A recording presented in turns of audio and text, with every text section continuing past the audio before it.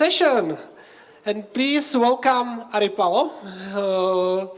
He is the great AWS guru from not Alma Career, I'm from Alma Career, from Alma Media. And he brings us to wonderful land of the journey of migrating from the on-prem actually, or something like this, to the AWS, the story of the Alma Media. So, and questions, yes.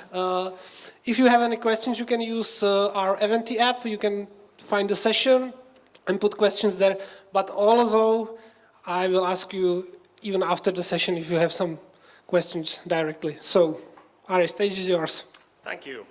So, first of all, let me warn you, there's going to be a lot of stuff in this presentation and many details, but the details are more like for some context. It's really hard to sort of summarize 12 plus years of cloud usage and what we've done. So there's going to, oh yeah, sorry. So yeah, there's going to be a lot of stuff here, but and also some key takeaways. First of all, a brief introduction about me. I'm Ari Palo, lead technologist at Alma. I've been there over 13 years already. I mostly work with TypeScript, but the language I love is Go. I've been using AWS since 2014, also AWS recognized community builder. And if you want to connect or read my blog post, a lot of AWS stuff there, feel free to do it. For context, I work in the company called Alma Media. We have probably 50 plus different brands altogether. Probably most of these you won't recognize. These are many of these are the Finnish ones, but you might recognize something like Jobs CZ or Pracesa Rohem or Seduo, for example. Those are our products here in Czechia. And we operate in 12 countries altogether, from Finland and Sweden through Baltics and then Eastern Central Europe all the way down to Balkans. And we're pretty much the market leader in any of the areas that we operate in. Some figures, maybe the most interesting one is that we have over 100 different applications and websites and 1,700 people working at the company, and maybe something like 300, 400 people are, I can't say like developers, but people directly working in technology, so some kind of a development or technology role. So kind of like comparing to the previous talk, like why we went, or why we started using cloud in Alma. And originally, let's say, and this presentation basically describes let's say, the journey or the history that we've had in Alma in Finland once we started using cloud around 2012 or even before. And back at the time, one of the critical reasons why we wanted to use public cloud was actually the on-demand infrastructure via programmatic APIs. So none of the existing, let's say, data center providers didn't really provide that good solutions there. There was some, but not really that good. And for example, AWS seemed really great on that front. And then as I said, we have a lot of people, a lot of brands, so it means we have many teams building many products. And we wanted to have this sort of unified platform that it would basically also allow people to switch between teams in case they need to. And other thing was that don't reinvent the wheel, so using like the cloud provided products and services to speed our development up. And again, focus on the product, not the platform. This of course doesn't mean that you don't need to think about the platform, but it's kind of like a mindset of which part of things you want to focus. And then of course the total cost of ownership, that some things in the cloud are more expensive definitely than on running the same stuff on-prem. But in our use case, the total cost of ownership makes sense that some things are sort of handled by the platform, by the cloud provider, and we don't need to really think about it. And of course, elasticity, easy scaling out and in or up and down. This is especially important for us because we have a lot of services with spiky traffic. And generally speaking, the pay-per-use, which is good for ephemeral or temporary environments and things like that. And as I mentioned, we are pretty heavily in AWS, but we use other cloud platforms as well. So GCP, Azure, and GitHub. I would say, but we are not like shipping the same thing to multiple clouds. We are sort of picking the cherries on each platform. So for example, from GCP, we are using BigQuery, which is a fantastic service. But AWS is our primary, let's say, cloud application platform. And we've been using it, I think we had some POCs in 10 maybe already, but 2011 at least, but the first production stuff started in 2012, and we've been using it quite a lot since then. And last I checked, was it last week, we have something like 312 AWS accounts in our organization. And the number is going to increase quite a lot once we migrate other parts of the business into AWS as well. I'm going to go really fast through our sort of timeline, like what kind of technologies we have used from AWS. And originally everything started, of course, and actually I'm going to categorize these like the common AWS products and then the infrastructure management tools and the CI/CD tools. So originally it started using just the VMs, the EC2s and some S3, but it was pretty much just S3. EC2 stuff, so virtual machines. And of course we did the ClickOps stuff, so we were just playing around and figuring out, and there was some scripting involved and that kind of a thing. But then came along like configuration management tools like Chef and Ansible later, and we used stuff like Jenkins and a little bit of code build to do the CI/CD. Finally, let's say around 2000, and actually going back to the previous topic, like the previous speaker mentioned something that your first iteration is usually always bad, and I kind of agree. Like this previous generation that we did, like again there was ClickOps and just the virtual machines and things like that. So it wasn't really that good, but it got us into the cloud. It got us into the cloud and got us moving. Then around 2015-16 we started using more like platform as a service products like Elastic Beanstalk, and then one of favorites products like Amazon Relational Database Service and Aurora. Those are fantastic to run relational databases. And then a little bit of Lambda, so functions as a service, and NoSQL from DynamoDB and API gateways, and more these like managed services like SQS queues and stuff like that started to appear. Then we started using CloudFormation, which is AWS native configuration management tool, and Travis CI as a CI/CD. And finally, like these days, we are using more and more of these managed services. Something like EventBridge is a fantastic example. And then we are using CDK for IAC or infra as code, and GitHub Actions mostly for CI/CD. So this was like a really fast dive, like what we have been using. And our philosophy has been there that we are trying to utilize the cloud the products that provide most, like managed services and like products that provide the most of the value out of the box. Then let's talk about our accounts, what kind of AWS accounts we have. Originally, and this is partly because back at the time AWS didn't really have good tooling to manage different accounts. We had really big accounts with a lot of products. And it basically looks something like that. It's a mess of like different services, different resources. You can't really understand what the hell is happening, even if you have proper tagging or something like that. So what we started doing during the years, we actually isolated the different products into their own accounts, which made much more easier to understand. And also like the different products didn't actually affect each other. But we didn't stop there. We started doing like separation that not all environments need to be in the same account. So it makes sense to have like 2 accounts per product. So you have prod account and dev account, for example. And this means that the workloads are isolated. So if you mess up something in dev, it won't actually have any effect for production, because you might, for example, consume some account level quotas or limits or something like that. So this is good. And it doesn't mean we have just 2 environments. You can have multiple ones. We follow this pattern that we have 2 accounts with multiple environments. And then it's like we develop something in the development environment. Maybe we do PRs that trigger these feature environments, like these ephemeral temporary development environments, especially with serverless. That is pretty great. Then the CI goes on, test staging, maybe pre-production, and then finally production. And that's kind of how it flows.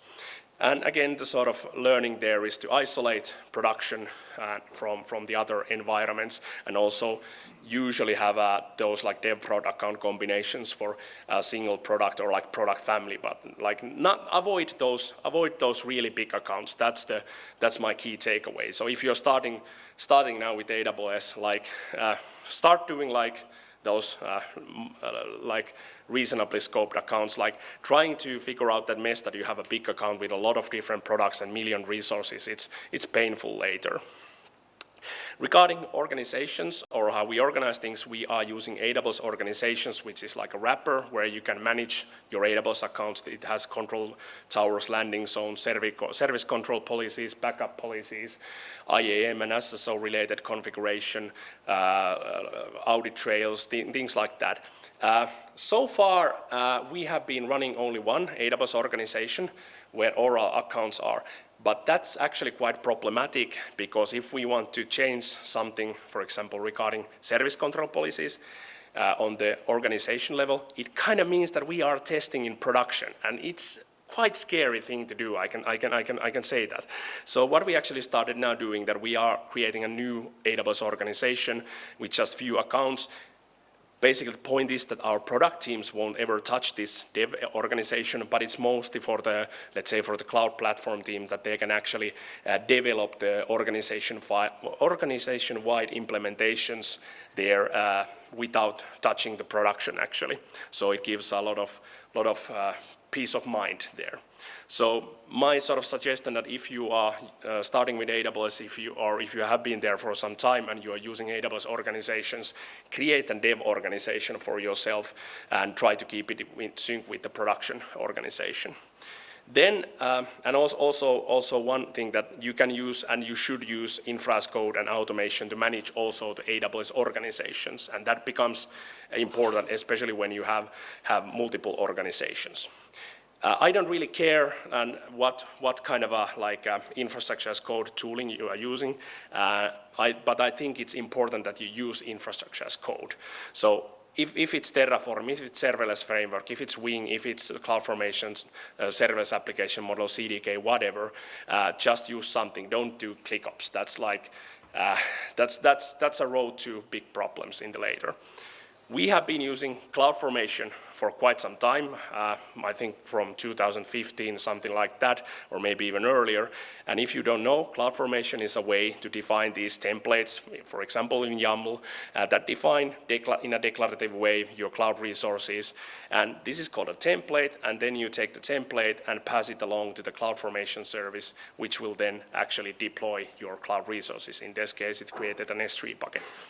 And we've been using CloudFormation for really long, and we are quite confident with that. But these days we are using AWS Cloud Development Kit CDK, which is an open source software development framework that allows you to define your cloud resources in the language that you sort of, in a real programming language. So, for example, you can use TypeScript to define these cloud resources. They are in CDK, they are called constructs. Then you can define their relationships using TypeScript, like who can talk to what, and etc. Then you add these constructs to a stacks, which are the same thing as CloudFormation stacks. And finally, you will have this CDK application with one or multiple stacks that then you can use the CDK CLI to execute, and then it synthesizes this cloud assembly with basically the CloudFormation, some metadata, and some assets that it will then finally upload to AWS and upload. But it's using CloudFormation in the background. And this is really great for us because we are quite good at CloudFormation, so CDK has been great for us. CDK also follows this object-oriented programming model with this constructs model. But to simplify it, basically just a composition and tree structures. And I think reasoning about cloud infrastructure and tree structures is quite nice. It makes quite a lot of sense. And with CDK, you also get a nice thing, which is abstractions. So it has these level 1 resources, which are sort of the native CloudFormation resources. Then it has these level 2 resources, which are kind of handmade, curated combination of those level 1s, and they remove much of the boilerplate, so you get up to speed quite fast. And then finally, you can have this level 3 stuff, which are patterns. So, for example, you could have a pattern for CDN managed static website or something like that. And CDK is pretty nice because it's for example, the classic example is that defining a VPC network in CloudFormation takes 400 lines, but with CDK it can be basically one-liner, okay, maybe 5 lines, but whatever, something like that. So CDK is pretty nice in that. And I hate abstractions that don't provide you the access to the inner layer. So for example, if you're using a tool, some tool that provides you abstraction, if the abstraction doesn't work for you, you might be in a world of pain if you can't actually adjust the small details down there. But CDK has been pretty great for us because whenever there's an issue that, let's say, the higher layers don't work for us in some way, it provides a way to access the lower level stuff. So that, I think, is a big nice thing about it. And it has ways to apply aspect-oriented programming, like traverse the tree of children and do some whatever you want, validation, tagging, organization defaults for all the resources in that tree. And I think the second best feature in CDK is the easy to implement least access principle. I hate writing IAM policies, so I really like this one. It's just code, it provides IntelliSense. You can use whatever code quality tools you want, like testing, linting, whatever. There is some, I will skip these quite fast, but there's also some specifics to testing related stuff. So you can, for example, deploy temporary resources to cloud and actually perform some testing against that. Do they actually work as expected in the cloud? And finally, I would say with CDK, if you develop your infra as code with CDK, for example, with TypeScript or with Python, but if you develop then your application, your runtime code as well with, for example, TypeScript or Python, or basically with the same language than your IAC, you can actually share code between your IAC and the runtime. So, for example, some configuration files or interfaces, and that can be actually pretty useful. Gonna skip that slide, but maybe that was how we some basics of CDK and why we've been using, but I'm not telling you to jump into the CDK bandwagon or even CloudFormation. My main point for you is that if you use cloud, you should use infrastructure as code. That is the main takeaway. But people often ask me that, because I'm always talking about CDK because I like it quite a lot, but they ask that should they use it, and I say that do not use CDK if your team of people strongly prefer configuration syntaxes. So if they hate the idea of actually using a programming language to define infrastructure, then it might be hard for them to take over or start using CDK. And again, if they are not skilled in any of the CDK supported languages like TypeScript, Python, Java, or whatnot, so it might be a challenge. And also, if you're doing multi-cloud in a way that you're deploying the same thing to multiple cloud providers, then CDK is a bad choice because it's targeting AWS. And if you want to do this, and I don't recommend in general, but if you want to do this kind of project where you deploy once, then forget and never maintain, CDK is probably not a good idea there as well, because you kind of need to maintain it a little bit. If you are considering CDK, you should be this is basically an inverse of the previous one. You should be targeting AWS, you should know some of the languages CDK supports, and you should also know CloudFormation. So CloudFormation has pros and cons, but you can't escape CloudFormation with CDK. And finally, you might want to choose CDK if you want to actually actively develop some projects and maybe you have relatively autonomous development teams responsible of their own infrastructure, so they are working with, I don't know, for example, TypeScript or Python for their actual program and the IAC as well. And CDK is especially great with serverless, for example.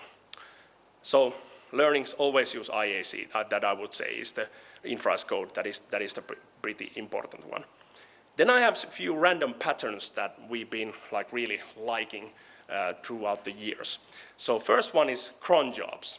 And this is a classic one that when you have a lot of servers, and especially long time running servers, you might end up having a lot of weird cron jobs and background processes there. And they're kind of hard to debug. I see somebody laughing there, so you probably know what I'm talking about.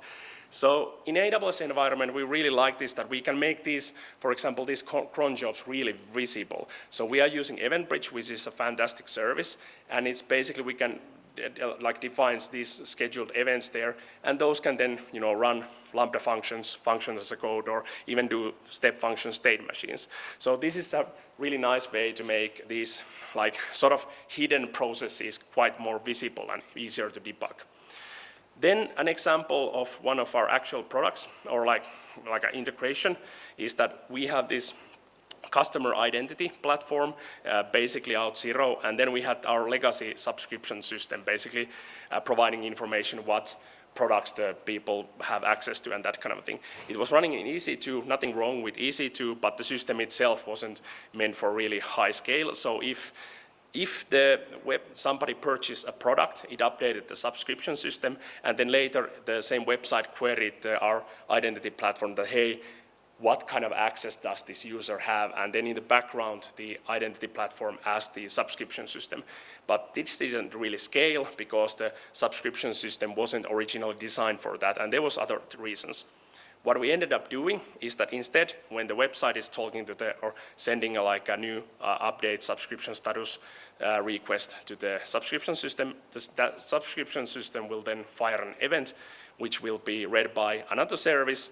It will do its things, update stuff to a NoSQL database, and finally there's an API from where the identity platform can ask things. So looks kind of complex, but this solved the scaling issue for us, and it's been working well for many, many years. And this is an example of command query responsibility segregation pattern applied to the cloud. There's actually quite good article from Amazon where they describe this, that you have different way to query data and different way to update data. It can actually work on a scale quite nicely.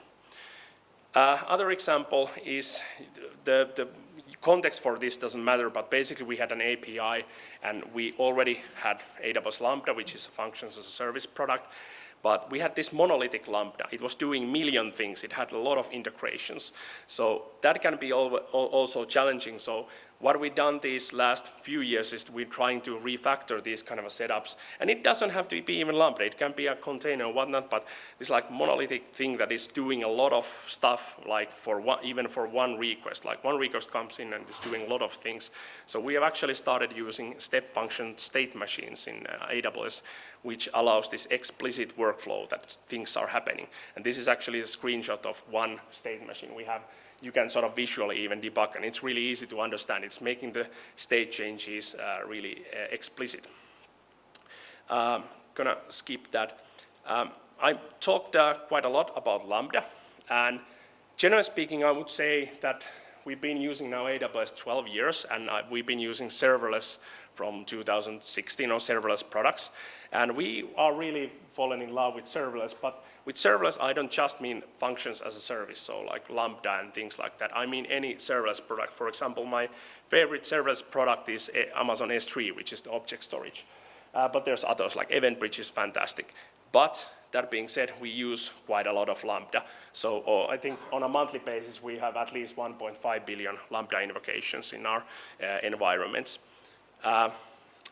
Example where we are using Lambda is rendering React.js server-side. So what we are doing actually is serverless server-side rendering. So we have a CDN and then some static assets in S3 bucket, but finally a load balancer and then a Lambda function that is rendering the React.js UI application on the server. And I had to say that we did this already before. This was cool because nowadays basically companies like Vercel and Netlify and these kind of companies are basically doing this. They are just packaging as a nice package with a lot of premium in the pricing. So sort of my final context will be about CloudFront, which is a CDN product from Amazon. This has been pretty much at the core of whatever we've been doing or building with AWS throughout the years, because as I said, we have 100+ applications and websites, and we have a lot of like customer facing, so B2C products. We do have some B2B stuff, like for example, we're building software for banks and whatever. So because we are kind of this portfolio company, we have all kinds of stuff happening. So we probably have everything there, but CloudFront is pretty important for us, not just for the caching, but for all of its features like the basic ones like providing, HTTPS connections and certificates, but then it has like really nice policies, like security policies. You can adjust the headers really nicely. There's Lambda at the edge and CloudFront functions that you can customize your request while it's arriving. So CloudFront is pretty nice service. And we use it pretty heavily. So this is like a monthly statistic. So on a monthly basis, we have about 40 billion requests handled by CloudFront and about 1,200 terabytes each month data transferred out from CloudFront. So it's not the biggest setup in the world, but it's not the smallest either. And people have been building quite interesting things with CloudFront and related technologies.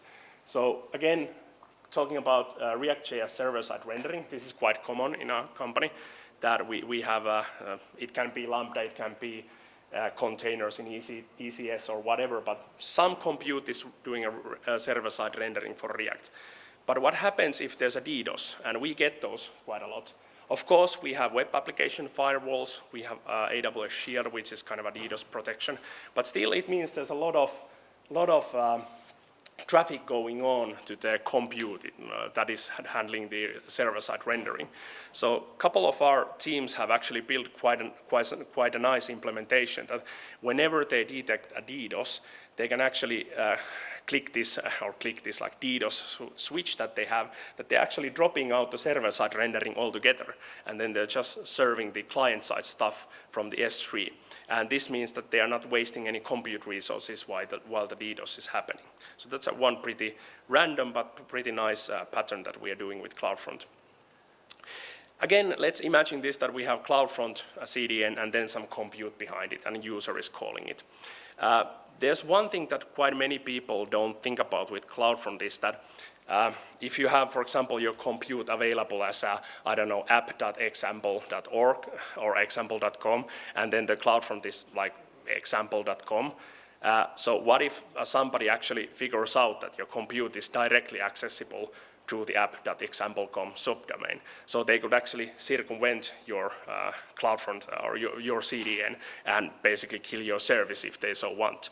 So this is something many people don't actually think about when they're using CloudFront, and we still have work to do in our company to actually make everybody understand that you need to somehow protect the connection between the CloudFront and your actual compute. So one way is to use a web application firewall to prevent traffic going outside of your CDN, and we have some open source libraries that are helping us to handle that.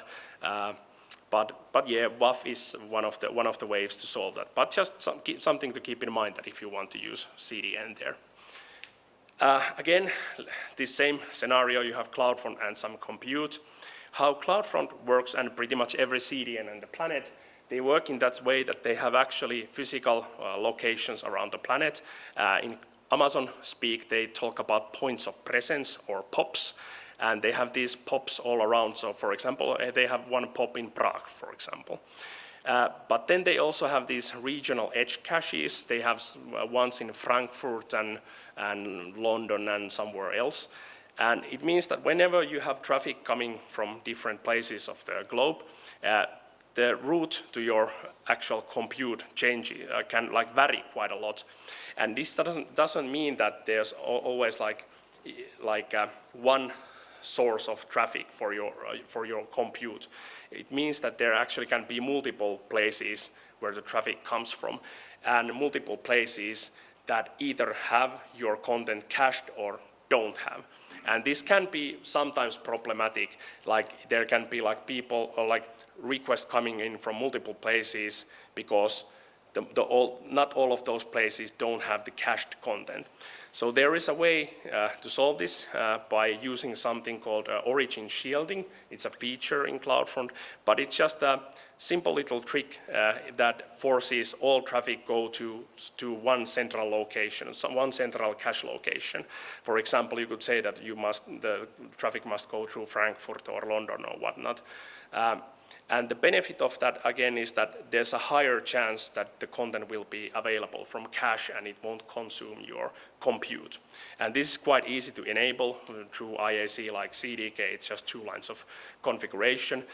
There is a little bit of cost factor, so you need to always calculate does it make sense, but especially if you're like a regional, like for example, if you're operating here in Czechia, it might make sense in some cases for you to say that, okay, the traffic, and let's say if you're operating your compute in Ireland, in AWS, or for example, or in Frankfurt, depends what you're doing. But let's say you're operating in Frankfurt, then it makes sense for you to say that, okay, use Frankfurt as the origin shield, that all traffic has to go through that because your origins or your compute are already in Frankfurt. So that might be a big performance, give some performance impact for you. I want to mention, talking about CloudFront, my colleague is here. He will be talking at 1:30 about how they migrated one product to AWS, and one key factor is their CloudFront, that they've been using it there. Final thing that I basically have here is that, again, about CDNs, but what I want to mention is that CDNs themselves are not like, or let me rephrase this. CDN shouldn't be the only thing that is caching for you, but it's the easy win. So always think about, like, if you have any kind of publicly available endpoints, you should pretty much always throw CloudFront in front of that. But let's say you have this application that has like a relational database, for example, running in Amazon Aurora. Of course, Aurora inside it does like a little bit of caching itself, but that's maybe a let's say, too much technical detail for this concept. But let's say that you want to cache some of the queries between the compute and your relational database. You might, for example, introduce something like Elasticache there, and that can cache some of the queries. Then you could also utilize API gateway between the CDN and your compute that can provide many features, from authentication to request validation, and as well caching. So I don't say that you need to do exactly like this, but in let's say the most let's say extreme scenario, you could do caching between your compute and your database. You could do some in-memory caching or memoization in your runtime application in your compute. You could do caching in your API gateway layer. You could do then caching on your CDN layer. And then finally, you could cache stuff in the client side, so as long as you provide the necessary cache control headers. And one really, this kind of a random detail, and doesn't really have anything to do with AWS, but if you're working with cache control, and if you don't know about stale while revalidate headers, go and read about stale while revalidate headers, because those are super useful. They basically allow to serve some stale content for some time for clients, and then on the background the client will fetch like a more fresher version of the content. And the reason I wanted to mention that this stale while revalidate wasn't supported by CloudFront CDN like 2 years ago, or like before 2 years ago, but now it's been supported like for a couple of years, so definitely use that. And why I wanted to talk about caching so much is that I actually really love this quote, and this is pretty much what I sort of live by, that behind every large-scale system is a well-thought-out caching strategy. Caching is literally a cheat code for building scalable systems. So caching is literally a cheat code for building scalable systems. This is said by Yang Kui, an AWS hero, quite well-known person. So, and I truly agree with this. And for this, I don't know, past 12 years that we've been in AWS, there's many ways you can like optimize your cost and performance in AWS. But if you have a well-thought-out caching, for example, using CloudFront, that has been, at least for us, really big win. Some random comments about what are next happening for our cloud platform is that this goes back to the beginning of the talk, where I talk about that we have 300 AWS accounts. I think that in a couple of years we will have doubled that number. So a lot of self-service automation will be done to provide our developers more easier access to, let's say, for our new AWS accounts and whatnot. And we will put some more effort on maintaining some organization-wide solutions and internal documentation and stuff like that. Finally, let's say the key takeaways. Like there was a lot of stuff, and this is, some people like it, some people hate it, how I do this presentation. There's a bazillion of things happening, but if you take away something from this presentation, is that if you go, and again, it's up to you to decide if you go to a cloud or if you stay on-prem or if you do hybrid or whatever you do. But if you go to cloud, and especially AWS, start with infrastructure as code. You will save a lot of future pain from your, like, I really hated when I had these situations that some really old AWS account and everything has been done through ClickOps and trying to figure out what the hell is happening on that account. So use infra as code. And alongside that, use automation. Use CI/CD, use all kinds of automation that you can. Try to avoid manual processes. Then organize your accounts. I know that if you're starting with AWS, it can be easy just to, let's create this one account and let's start it and let's start with that and do some POCs and go from there. But at quite early on, you should be thinking that, okay, after the first POC or whatnot, if you are starting actually building some project, create multiple accounts. Don't, because it's so easy to start with one account and then just grow and grow and grow and grow, and then you at some point you will have this massive account and nobody really knows what the hell is happening inside that account. I didn't mention really about tagging in this presentation, but tagging is kind of related to organization accounts, so definitely tag your resources, use reasonable tagging so it's easier for cost control and whatnot. And you should be using AWS organizations, if you are running in AWS, then I recommend considering also that dev organization, so you don't have to test things in production. And this is quite opinionated, so I know that, for example, in a previous presentation there was a bit of criticism against stuff like Lambda, but we really prefer the managed services, things like S3, SQS, EventBridge, whatever, and like especially functions as a service like Lambda. We use a lot of containers. We use a lot of containers. And in containers, you can use serverless as well. There's Fargate, where you don't have to stress about managing the cluster. You just put some containers and run them there. And finally, always think about caching. It can save you a lot of money. So this was pretty much it. I will be around here if you want to discuss some details that I talk about today, and feel free to connect with me. And that's about it. Thank you.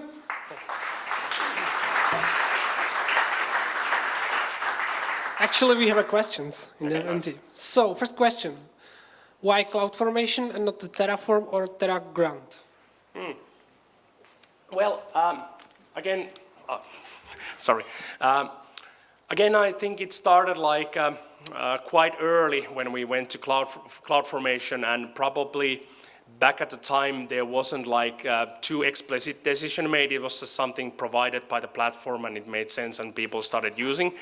And we've been pretty happy with it. CloudFormation has its, let's say, quirks and features, so it's definitely not everybody's jam.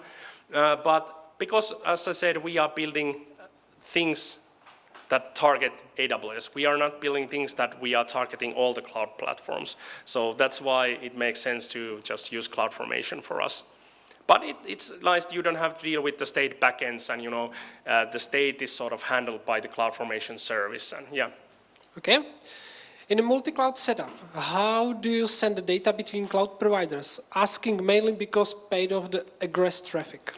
Yeah, you basically, however you do it, you end up paying some egress costs. So there's, at least I don't know really a way to avoid the cost, but that's something you need to decide, that is it worth the money, and like what data needs to be sent between the different cloud platforms. As I said, we are using, for example, from GCP, we are using the BigQuery, which is a fantastic service, but it means that we are like pushing a lot of data out from AWS to GCP, which is like not necessarily a sensible thing to do from cost perspective, but then again, we get so much out of the using the BigQuery that we've seen it is just like makes sense for us. Next question. In isolated account setup, where the observability lies? Yeah, that kind of well, the classic, it depends, but like it depends on the like what observability tools are you using. Like if you are using external or like third-party tooling outside from AWS, I don't know, think like Splunks and Datadogs and Lumigos and these kind of tools, then of course the observability tools lie in those external services. But if you are using these, let's say the AWS native services, especially the CloudWatch and X-Ray and these kind of tools, then by default the observability of course lies within that account, that, for example, that specific product account and so on. So it means quite a lot of jumping back and forth on different accounts, but there is a way to actually sort of aggregate, and that's what we've done with some accounts, that let's say we have 4 related accounts and we want to collect observability from all of those, then we aggregate them to a one central place, and you can do on a whole AWS organization level if you want, but that might be expensive, but again it really depends on your situation and what makes sense for you. But it's doable, but not always the easiest thing to do, but especially like without any third-party tooling. And the last one, why you choose AWS? What was the main reason? To be honest, the main reason was related to the, let's say, historical context or the time when we did the decision.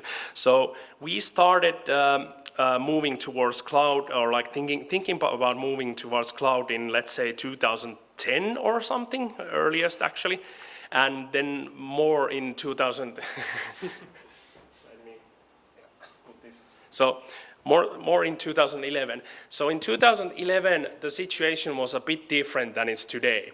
So let's say AWS was clearly the market leader, and you know, I'm not even sure like when Azure and GCP, they probably were already available then, but maybe not. But like AWS was clearly there, and Azure and GCP, like we were like, what is Azure, what is GCP? So that's pretty much the main reason why we originally did it. The reason why we've stuck with AWS throughout all these years is that not because we wouldn't be able to move to some other platform, but we kind of in our context, this again, like I can't say that AWS or cloud in general will work for everybody, but in our context we like it because AWS provides these like building blocks. You can build pretty much anything in AWS, and that's been pretty great for us. Also, that's sometimes challenging that you have those Legos and you need to actually build something yourself, but it's been working quite well for us so far. Okay, thank you. That Thanks. was all questions, but still you can catch the Ari in the speaker score or around the building. So Ari, thank you very much. Thank you.